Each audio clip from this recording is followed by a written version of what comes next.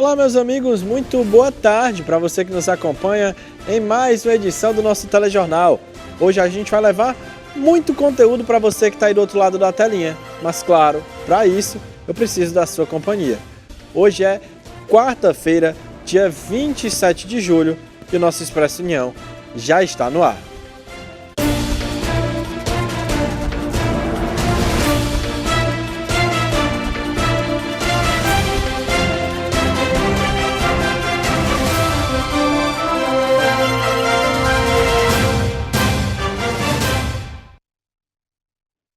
Sejam muito bem-vindos novamente. Antes de começar, vou fazer aquele velho convite para você assistir o nosso Expresso de onde você estiver. Ao mesmo tempo que eu estou aqui apresentando, simultaneamente a gente está sendo transmitido também na nossa plataforma de vídeo na internet, como você está vendo aí na sua tela. Olha, gente, o primeiro passo e o mais importante deles, como você está vendo na sua telinha aí, é se inscrever no nosso canal do YouTube para você receber todas as notificações e ficar por dentro de tudo que rola na nossa Rede União. Aí depois de se inscrever, você tem acesso a toda a nossa programação e assiste os nossos programas de onde você estiver. Tá vendo como é muito simples, muito fácil? Agora a gente vai falar de pandemia, porque o nosso estado apresentou queda no número de casos de Covid-19. As contaminações pelo coronavírus no Brasil caíram quase 30% na 29ª semana epidemiológica, que considera o período entre os dias 17 e 23 de julho, em comparação com o intervalo anterior, que foi de 10 a 16 de julho, de acordo com dados divulgados pelo Conselho Nacional de Secretários de Saúde. Na 29ª semana, foram 291.267 infecções por Covid-19, enquanto na 28ª foram 415.765 casos. A redução é de 29,9%. Também houve uma queda no número de vítimas fatais. Segundo o Conselho Nacional de Secretários de Saúde, foram 1.632 mortes pela doença na última atualização, em comparação com 1.741 na contagem que terminou no dia 16, uma redução de 6,2%. Ao todo, o país registrou 33.621.965 casos de Covid-19 e 677.143 vítimas da doença desde o início da pandemia em março de 2020. Gente, se os casos de Covid apresentaram queda, a dengue não tem acompanhado. A gente tem dados para trazer para você aqui. O número de casos confirmados da dengue aqui no Ceará cresceu 63% em menos de um mês, segundo mostra o boletim mais recente do Boletim de Arboviroses do Estado, publicado nesta terça-feira pela Secretaria de Saúde do Ceará. O documento aponta que entre as semanas epidemiológicas 23 e 27, que tem aí um intervalo de 11 de junho a 9 de julho, os diagnósticos da doença saltaram bastante, de 12.600 casos para 20.700. E não foi só o número de casos que aumentou, não. O número de mortes, apesar de ainda estar baixo, proporcionalmente também cresceu. Foram de 6 mortes para 10, um aumento de 66%. Agora a gente vai falar do Instituto Mão Amiga, porque o Instituto abriu vagas para um projeto gratuito de neuroreabilitação e também para capacitação de mulheres aqui em Fortaleza. Criado por um grupo de mães e parentes de crianças com transtorno do espectro autista e outras deficiências que tinham dificuldades no acesso a tratamentos continuados, o Instituto Mão Amiga está com inscrições abertas para as atividades de 2 projetos, o Sim à Inclusão e Mãos que Encantam, voltados respectivamente para a neuroreabilitação de crianças e a capacitação profissional das mães e cuidadoras. Desiane Mendes, que é coordenadora do projeto, conta como nasceu o Instituto. Esse projeto foi desenvolvido ao longo das pesquisas que a gente fazia dentro da própria instituição.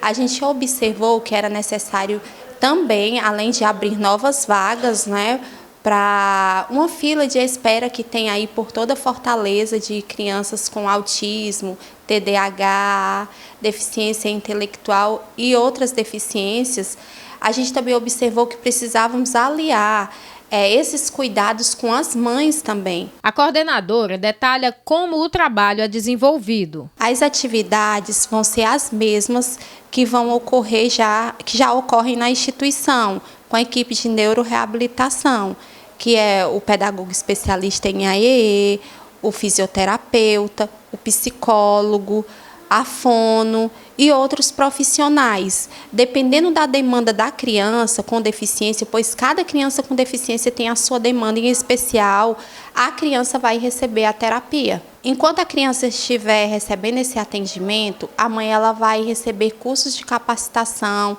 escuta qualificada e participar de vários projetos que serão desenvolvidos ao longo de 6 meses. Nós trabalhamos também a questão da interação e socialização, que é necessário também a questão da parte escolar, né? Que na escola, inclusive, né, eles têm essa parte de interação lá na hora do intervalo, mas aqui a gente reforça na questão da interação entre eles mesmos. Desiane Mendes destaca a importância do apoio às mães ou responsáveis por crianças atendidas na instituição. Atualmente, a instituição ela tem um convênio com o SUS, porém é delimitado um limite de vagas e a gente tem um desejo de ampliar essas vagas. Por isso, a gente também precisa de apoio de novos profissionais que queiram se voluntariar. Clenildo Soares, que é mãe de uma das crianças atendidas na instituição, fala como se sente depois de conhecer o projeto e as dificuldades enfrentadas durante a caminhada. Eu me senti mais segura em saber que eu não estou só, que tem uma equipe que ajuda, que apoia, apesar de que as mães também precisariam desse apoio. Eu sempre digo que o que nós passamos é tudo muito novo, é tudo muito difícil, porque falar de TEA hoje é uma situação bem assim, as pessoas romantizam muito, elas falam o lado bom, né, querendo passar uma imagem que eu não gosto muito, eu gosto de falar a realidade. Poucas mães têm coragem de falar o que a gente enfrenta no dia a dia. Momentos de crises, agressividade, quando eles estão descontrolados, que nem a medicação resolve. E uma coisa eu digo, primeiro a família, na maioria das vezes, abandona, depois a sociedade. E o Aeroporto Internacional Pinto Martins recuperou 52,5% dos voos internacionais em relação a 2019, o período antes da pandemia de Covid. A projeção para esse mês de julho, por exemplo, é que o terminal registre 21 frequências por semana. Antes da crise sanitária eram 40, com a movimentação aí de 653 passageiros, operadas pelas companhias Azul, Gol, Latam, TAP, Air France e Volpass. Os dados são da Fraport Brasil, que é a empresa que administra o aeroporto. Considerando apenas o mês de julho, a previsão é que 20 mil passageiros passem pelo aeroporto oriundos de voos internacionais. Mesmo com essa movimentação, o equipamento ainda não recuperou as cerca de 40 frequências internacionais por semana que eram registradas antes da pandemia. E, de acordo com autoridades locais, pelo menos 3 pessoas morreram num terremoto de magnitude 7,0 na escala Richter, que sacudiu o norte das Filipinas nesta quarta-feira, mas foi sentido até mesmo na capital, Manila, que fica a mais de 300 quilômetros do epicentro do terremoto. O terremoto de pouca profundidade teve o seu epicentro na província montanhosa de Abra, na ilha principal de Luzon, às 8 horas e 43 minutos desta quarta-feira no horário local, às 9 horas e 43 minutos no horário de Brasília, da noite de ontem. De acordo com o Serviço Geológico dos Estados Unidos, as investigações e os resgates continuam. E mais uma vez eu afirmo que junto comigo e com toda a nossa equipe, você pode sim fazer parte do nosso jornalismo. Aqui a gente tem 2 canais diretos com vocês aí de casa. O primeiro é o nosso WhatsApp, que é o DDD 85 98101 0984. Se não deu para anotar, é esse que está aparecendo aqui na sua telinha. Mas se você prefere o e-mail, a gente também tem para você. Anota aí, jornalismo@redeunião.com.br. Por ele você pode mandar sugestões de pauta, denúncias, elogios e toda a sua contribuição, é claro, é muito bem-vinda. Agora a gente vai para uma breve pausa, mas fica aí que depois do intervalo eu estou de volta com muito mais conteúdo para continuar deixando você super bem informado. Então não sai daí que já já eu estou de volta.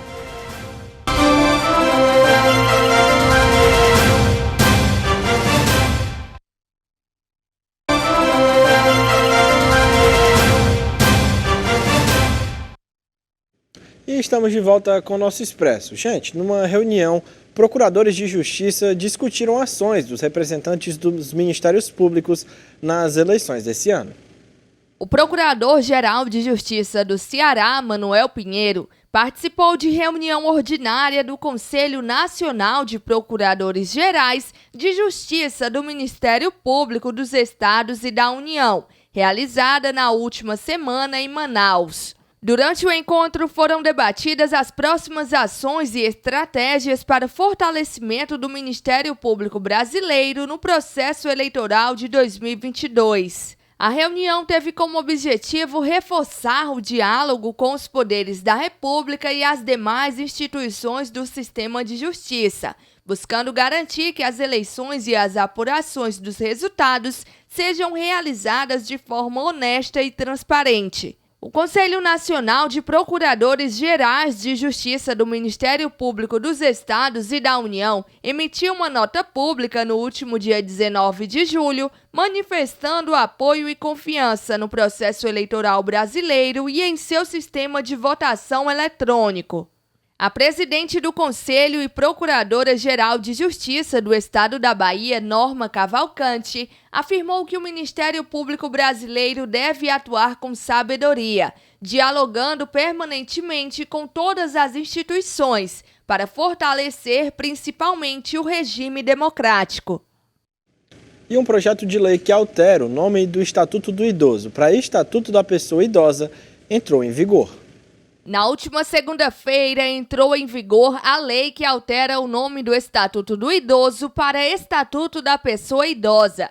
A norma foi sancionada sem vetos pelo presidente Jair Bolsonaro. A lei tem origem em projeto do senador Paulo Paim. Segundo ele, a palavra idoso é usada para designar genericamente todas as pessoas idosas, homens ou mulheres.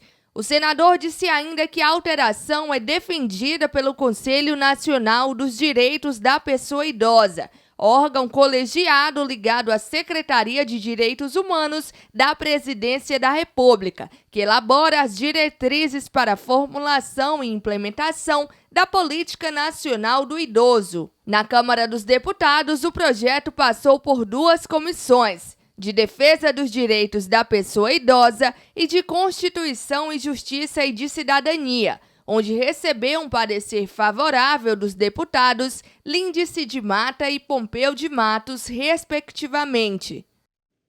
E, gente, eu tenho certeza que você já deve ter recebido no seu telefone aquela ligação chata. Olha, as empresas que praticarem telemarketing abusivo estão na mira da Secretaria Nacional do Consumidor, que é ligada ao Ministério da Justiça e Segurança Pública. Ela abriu processos administrativos contra 26 delas. As medidas são desdobramentos da decisão, que no último dia 18 de julho proibiu a atividade irregular em todo o Brasil. No último dia 20 de julho, o Ministério da Justiça abriu um canal na internet para que os cidadãos denunciem essas empresas que insistirem com o telemarketing abusivo.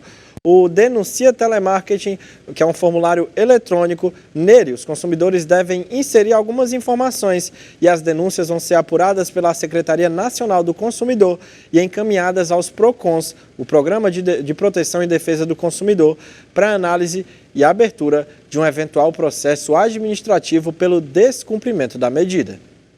E mudando de assunto, a inflação da construção caiu para 1,16% no mês de julho. Calculado pela Fundação Getúlio Vargas, o Índice Nacional de Custo da Construção ficou em 1,16% em julho. A taxa é menor que as de junho deste ano, com 2,81%, e julho do ano passado, com 1,24%. Com o resultado, o Índice Nacional de Custo da Construção acumula uma inflação de 8,44% pelo ano e de 11,66% em 12 meses. A inflação referente a materiais, equipamentos e serviços caiu de 1,40% em junho para 0,60% em julho. Já o índice da mão de obra variou de 4,37% em junho para 1,76% em julho.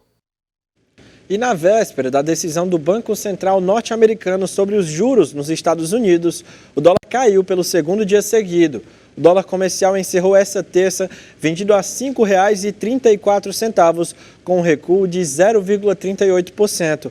A cotação teve um dia volátil, alternando altas e baixas ao longo da sessão, mas firmou a tendência de queda perto do fim das negociações.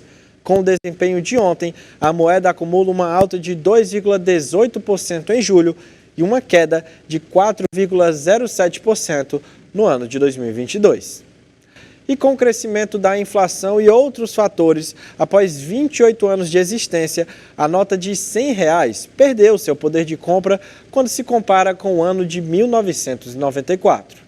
Com a inflação acumulada entre julho de 1994 e junho deste ano em 653,06%, para ter o mesmo poder de compra da nota de R$ 100 de julho de 94, o consumidor teria de gastar hoje R$ 748,04. A nota de R$ 100 era a de maior denominação quando o real foi lançado em julho de 1994. O economista Ricardo Coimbra fala do processo inflacionário vivido até então. Se analisarmos a série histórica desde a implantação do Plano Real, observaremos que o processo inflacionário foi da ordem de mais de 650%. E isso, de certa forma, vem gerando impacto sobre o valor da moeda, a capacidade que a moeda brasileira tem de se converter em bens. Ou seja, o processo de desvalorização da nossa moeda é em torno de 83%. Isso quer dizer que se você pegar uma cédula de R$ 100 da época da implantação do Plano Real, em 1994, hoje seria o equivalente a R$ 17 de poder de compra da época. Ou seja, o processo inflacionário ele vem desvalorizando e fazendo com que a moeda perca ao longo do tempo a sua capacidade de conversão em bens. Rejane Ramos, que é autônoma, conta um pouco como está a sua capacidade de compra nos dias atuais. Eu comprava material para mim trabalhar com R$ 200. Era muito, né? Agora é pouquíssimo, não dá para quase nada. Supermercado é a mesma coisa, né? A gente conseguia comprar muitas coisas, agora é pouca, bem pouquinho quilos, essas coisas somente comida, né, que está muito caro. Esse processo de desvalorização da nossa moeda em relação à sua capacidade de conversão em bens, ela deteriora a capacidade de compra do cidadão e da cidadã, fazendo com que cada vez menos bens ele possa ter acesso no seu consumo no dia a dia. E a nova carteira de identidade nacional começou a ser emitida ontem. O documento não terá mais o número de registro geral, que vai deixar de existir.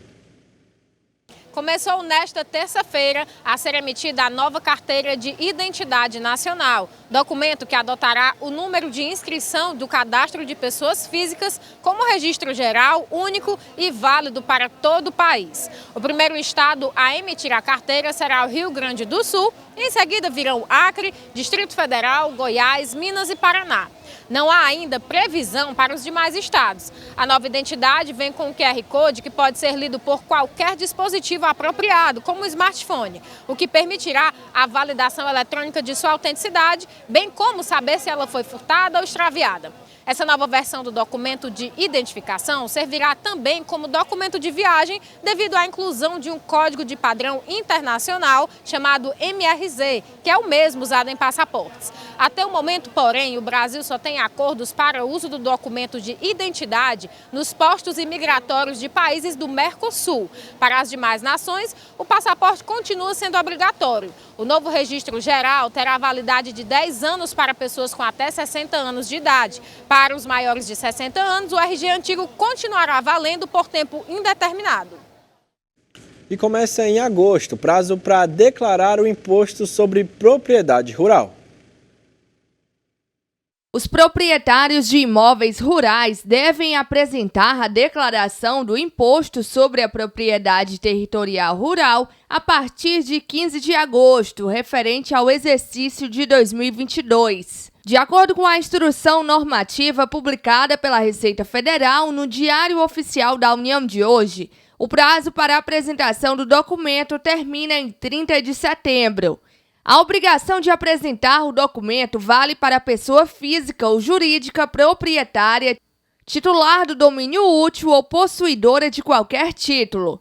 No caso de condôminos, a declaração deve ser apresentada por um de seus integrantes, quando o imóvel rural pertencer simultaneamente a mais de um contribuinte, em decorrência de contrato ou decisão judicial, ou em função de doação recebida em comum.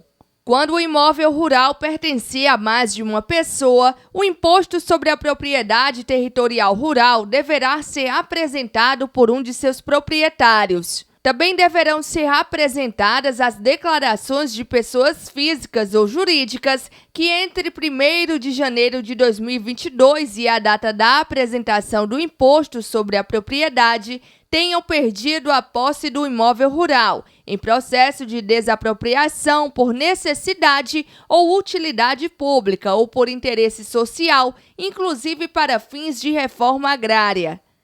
É também obrigatória a apresentação nos casos em que foi perdido o direito de propriedade pela transferência ou incorporação do imóvel rural, em decorrência de desapropriação por necessidade ou utilidade pública ou por interesse social. A instrução normativa descreve a documentação necessária a ser apresentada para o cálculo do valor do imposto.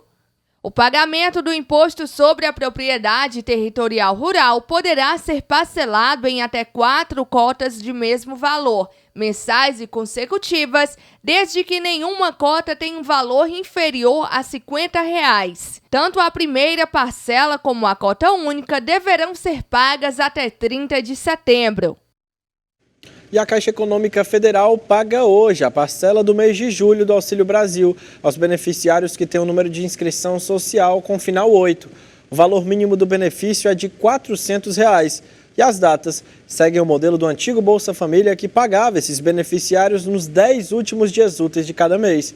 Você, beneficiário, pode consultar informações sobre datas de pagamento, valor do benefício e composição das parcelas em 2 aplicativos. O Auxílio Brasil, que foi desenvolvido especialmente para o programa social, e o aplicativo Caixa Tem, que já era usado para acompanhar as contas poupança digitais do banco. E teve início a convocação dos candidatos que manifestaram interesse na lista de espera do Sistema de Seleção Unificada. Candidatos inscritos na lista de espera do Sistema de Seleção Unificada podem começar a ser convocados pelas universidades participantes do programa. Os candidatos devem acompanhar o resultado nos sites oficiais das instituições de ensino para as quais estão concorrendo. Caso selecionado, é preciso seguir os procedimentos indicados pela universidade para a realização da matrícula. O número de vagas ofertadas depende do número de convocados que se matricularam. As universidades fazem as chamadas conforme as desistências vão acontecendo, por isso, não existe um cronograma fechado nessa modalidade. O SISU é o sistema informatizado do MEC, no qual as instituições públicas de educação superior, sejam federais, estaduais ou municipais, oferecem vagas a serem disputadas por candidatos inscritos em cada edição da seleção. É isso, gente. O Expresso de hoje vai chegando ao fim. Muito obrigado pela sua companhia, pela sua audiência. Uma ótima quarta e amanhã eu estou te esperando no mesmo horário de sempre. Tchau, tchau.